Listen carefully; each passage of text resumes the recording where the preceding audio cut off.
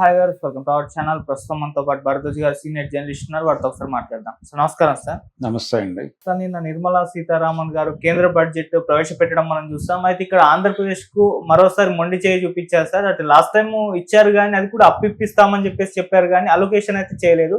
ఈసారి ఏమాత్రం కూడా చేయలేదు. అయితే ఇప్పుడు విమర్శలు అయితే వినిపిస్తూ ఉన్నాయి. అయితే ముఖ్యంగా ఇక్కడ ఉన్న పార్టీల పైన సార్ జగన్మోహన్ రెడ్డి గారు దీన్ని సీరియస్ గా తీసుకుని ఒక అస్త్రాన్ని మోడీ గారు ఇచ్చినప్పటికీ కూడా ఈయన వినియోగించుకోలేదు. చంద్రబాబు నాయుడు గారిని, పవన్ కళ్యాణ్ కనీసం విమర్శలు చేయట్లేదని చెప్పేసి జగన్మోహన్ రెడ్డి గారి పైన ఇటు మా పార్టీ ద్వారా అక్కడ గవర్నమెంట్ ఫామ్ చేసింది, అయినప్పటికీ ఏం కేటాయించలేదు. మరి వీళ్ళన్నా విమర్శలు చేయాలి కదా మోదీ గారి పైన అని చెప్పేసి వీళ్ళపైన కూడా విమర్శలు వినిపిస్తున్నాయి. ఎవరు కూడా దీంట్లో మౌనం పాటించారే కానీ సీరియస్ గా తీసుకోవట్లేదు అని చెప్పేసి అంటున్నారు సార్.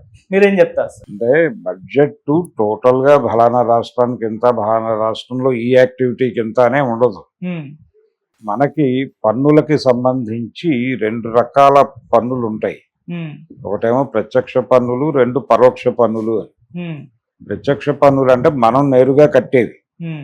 పరోక్ష పన్నులు అంటే మనం చేసే యాక్టివిటీ నుంచి వెళ్ళిపోయే పన్నులు.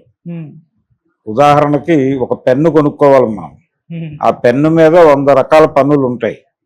అవన్నీ కలిపి మన నుంచి వసూలు చేస్తారు. ఇది మనం పెన్ను కొనుగోలుగా మాత్రమే చూస్తాం. దాన్ని పెన్ను కొంటాం అంతే. దానిలో బోల్డ్ ట్యాక్స్ మనకు తెలియకుండానే మనం కడతాం. ఇది గొడవ. అంటే వీళ్ళు ఏం చేశారు, జనరల్గా ఈ ప్రత్యక్ష పన్నులు కట్టేవాళ్ళు ఎవరై ఉంటారు? ఇన్కమ్ ట్యాక్స్ కట్టేవాడు, లేకపోతే ఇంకో ట్యాక్స్ కట్టేవాడు. స్ట్రైట్ ట్యాక్స్ పేయర్స్ అందరూ చాలా పెద్దోళ్ళు అయి ఉంటారు. ఆ ఏరియాలో కొంచెం వెసులుబాటు ఇస్తే చాలా మందికి వెసులుబాటు, మధ్యతరగతికి వెసులుబాటు అని మాట్లాడారు. అది మధ్యతరగతి అంటే ఏం మాట్లాడుకుంటున్నారు? మధ్యతరగతి అనేది ఉందా అసలు ఇప్పుడు అనేది గొడవ. పరోక్ష పన్నులు బీభత్సంగా ఉన్నాయి. అంటే ప్రభుత్వానికి ఇన్కమింగ్ చాలా ఎక్కువ ఉంది. అలాగే మామూలు వాళ్ళు అంటే మీరు ముష్టెత్తుకునేవాడు కూడా ఏదైనా కొనుక్కుంటే దానిలో విపరీతమైన ట్యాక్సులు కడుతున్నాడు వాడు. ఈ పరిస్థితిలో మామూలు జనాలను దోచేసుకుని పెద్దవాళ్ళకేమో ఎగ్జంప్షన్స్ ఇచ్చారు. అది బడ్జెట్ స్వరూపం టాక్సేషన్కి సంబంధించి. అంటే తద్వారా ఏం చెప్పదలుచుకున్నారు వీళ్ళు, ఇది పెద్దల కోసం చేసిన బడ్జెట్ తప్ప పేదల కోసం కాదు అది. అలాగే విద్యా వైద్య రంగాలకి కేటాయింపులు ఏమీ లేవు. దాంట్లో చాలా నామమాత్రపు కేటాయింపులు ఉన్నాయి.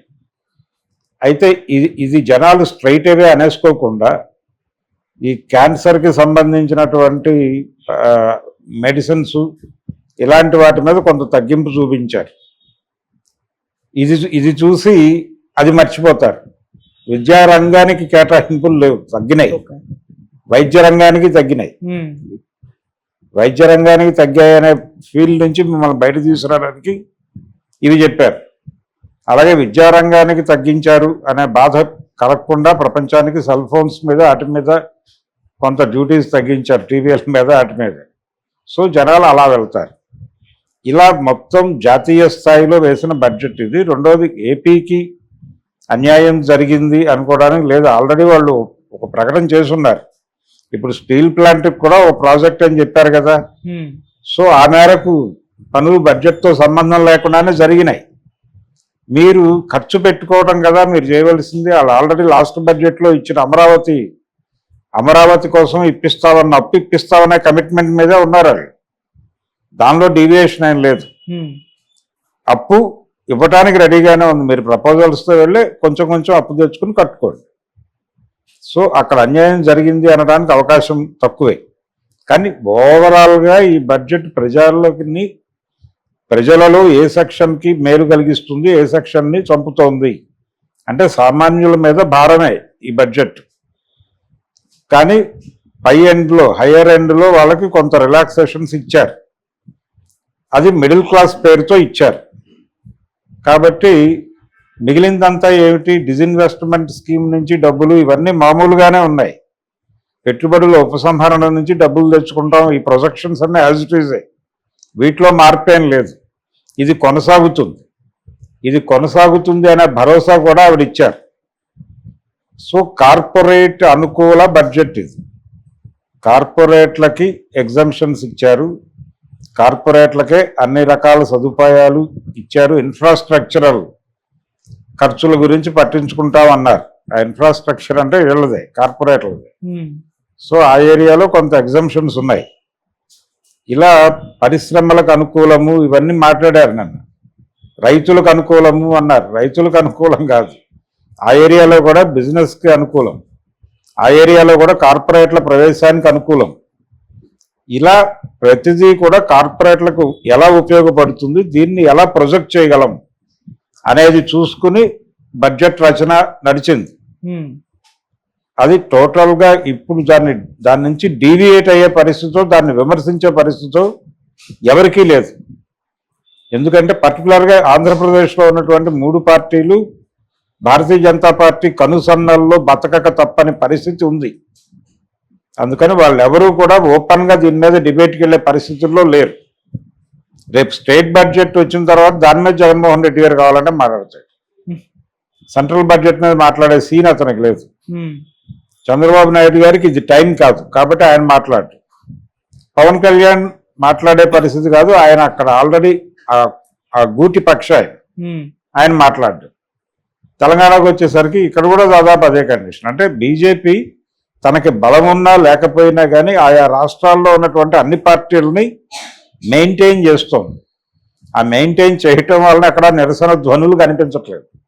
నిరసన ధ్వనులు కనిపించకూడదు అనేదే ప్రోగ్రాం.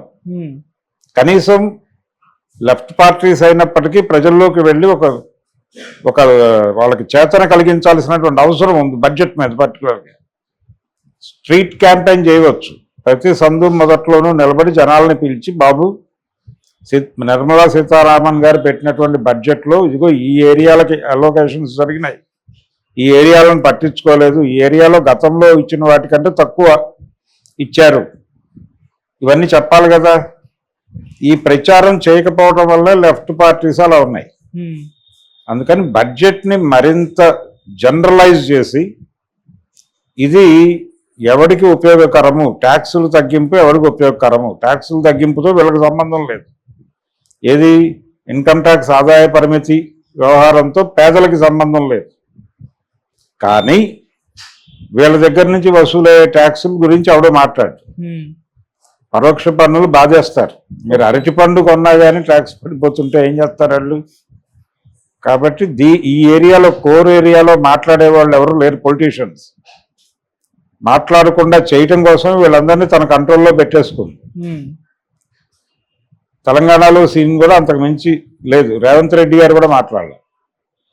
రేవంత్ రెడ్డి గారు కూడా సైలెంట్గా గుంభనగా ఉన్నాడు ప్రస్తుతం. రేపు వీళ్ళ స్టేట్ బడ్జెట్స్ వచ్చిన తర్వాత ఇక్కడ లోకల్గా డ్రామా మొదలై ఘర్షణ ఉంటుంది. ఈ ఘర్షణ మాత్రమే మనం చూడగలం. కానీ సెంట్రల్ గవర్నమెంట్ బడ్జెట్ మీద కాన్షియస్గా కాంగ్రెస్ పార్టీ నుంచి కూడా కన్స్ట్రక్టివ్ క్రిటిసిజం ఏం లేదు. లిబరలైజేషన్ని కొనసాగించే పద్ధతిలోనే బడ్జెట్ నడిచింది. బడ్జెట్ నడక నడిచింది. అది నడవక తప్పని పరిస్థితి. అది ప్రపంచ బ్యాంకు బడ్జెట్టే. వీళ్ళు స్ట్రక్చరల్ అడ్జస్ట్మెంట్లు చేయగలరు అంతే. కొత్త లాంగ్వేజ్లో, కొత్త పద్ధతిలో చెప్పగలరు పాత విషయాన్ని. ప్రతి బడ్జెట్లో